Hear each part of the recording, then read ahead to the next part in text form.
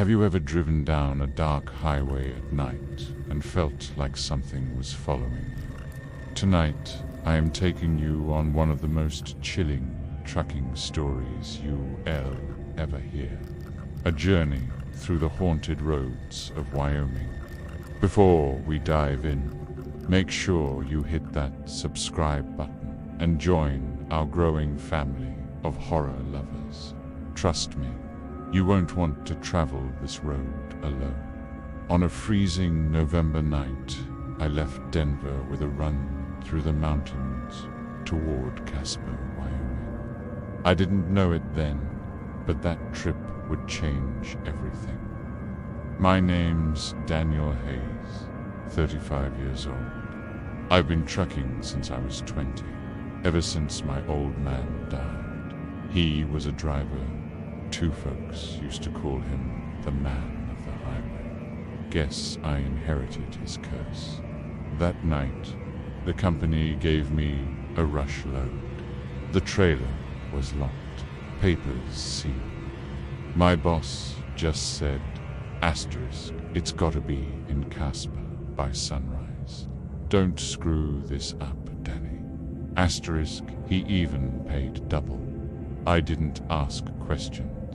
Extra money meant a better Christmas for my wife, Emily, and our 5-year-old son, Jacob. The weather forecast screamed blizzard warnings, but I'd fought through worse. My Peterbilt was an old beast, 15 years on the road, but solid, fuel tank full, fresh oil, chains ready. Emily kissed me goodbye and poured hot coffee into my thermos. She held my hand and whispered, "Please, be careful. Wyoming's a bad place to be caught in a storm." I promised her I'd be back in 2 days. "We'll buy Jacob that train set he wanted," I told her. Then I hit I-25 north. The first couple hours were easy.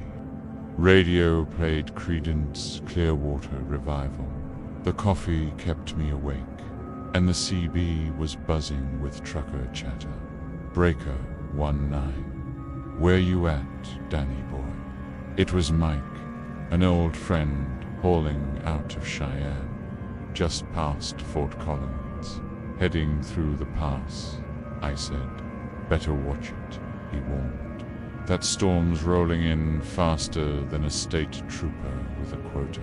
By the time I cleared Cheyenne and hit the long, dark stretch toward Casper, the snow came down hard. Whiteout conditions. Visibility maybe 20 feet, one by one. I heard truckers pulling off at truck stops, waiting it out. I thought about doing the same, but my boss's voice rang in my ears. "By sunrise, Danny." So I kept rolling. The CB crackled again, but this time it wasn't Mike.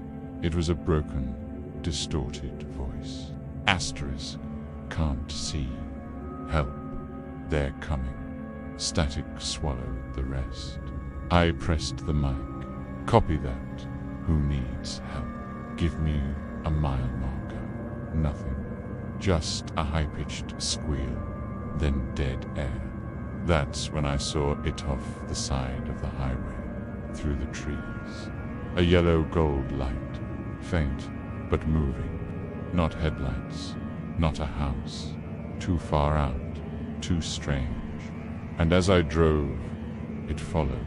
Then, out of nowhere, a man appeared in the middle of I-25.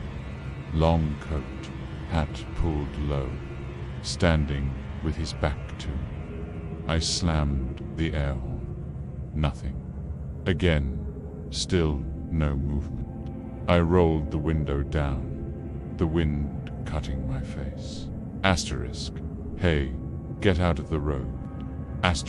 Slowly, the figure turned. No face, just shadows, and 2 eyes glowing like hot coals. Then he sprinted off the road. faster than humanly possible, gone. My stomach dropped. My hands shook on the wheel. I hit the gas hard, but something was wrong. The mile marker's green reflective signs on the shoulder all read the same. 47, over and over. I was stuck in a loop. Desperate, I spotted an old wooden sign barely visible through the storm. Asterisk, Haven Creek, 3 miles. Never heard of it. Not on any map, but I was freezing and running on fumes. So I turned off the highway. The road led to a town that looked dead 100 years ago. 6 wooden houses, leaning like they'd collapse in the next wind. No lights, but smoke drifted from chimneys. In the square, a massive oak tree stood, gnarled and lifeless. I knocked on the nearest door. An old woman answered. Deep wrinkles, but her eyes were sharp. She waved me in without a word. Inside, the place was lined with photographs. Dozens of them. Men, women, children, soldiers, truckers, different faces, different eras. But when I looked closer, I realized they were all the same face, over and over. She gave me soup, thick and bitter. Then she asked, asterisk, what do you hold, Daniel? Don't you ever wonder what's inside? Asterisk, I said, nothing. My throat was dry. That night, upstairs, I tried to sleep, but the house creaked with whispers and footsteps. I dreamed of jackknifed trucks, snow-buried highways, drivers' frozen faces staring through my windows. At dawn, the woman spoke again. Asterisk, these mountains don't forgive. They keep the souls of those who die here. You've been driving this road longer than you know. Asterisk, I left shaken. But as I pulled back toward the highway, the golden light appeared again, brighter, calling me. This time, I followed on foot, and I saw dozens of figures digging in the snow. In the pit lay a wrecked Peterbilt, my Peterbilt. Inside, behind the cracked windshield, slumped over the wheel, was me, my frozen corpse.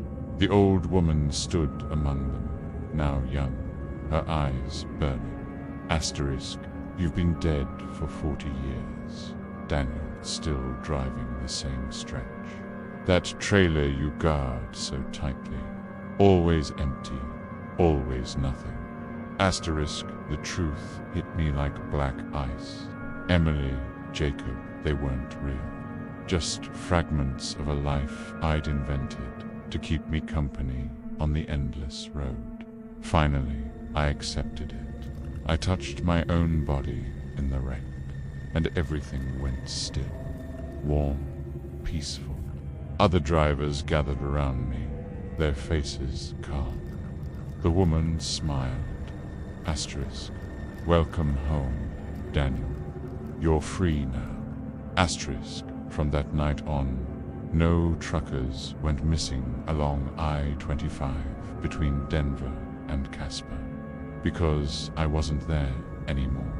But if you ever find yourself on that road, in a Wyoming blizzard, and you see a golden light off the shoulder, don't follow it.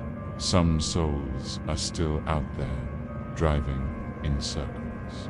And that was the story of Daniel Hayes, the trucker who never left the highway.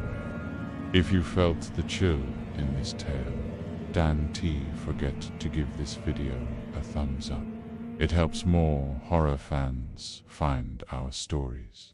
Make sure you subscribe and hit the bell so you never miss the next nightmare on the road. If you're brave enough for more, check out the next story on screen now. But remember, once you hit play, there's no turning back.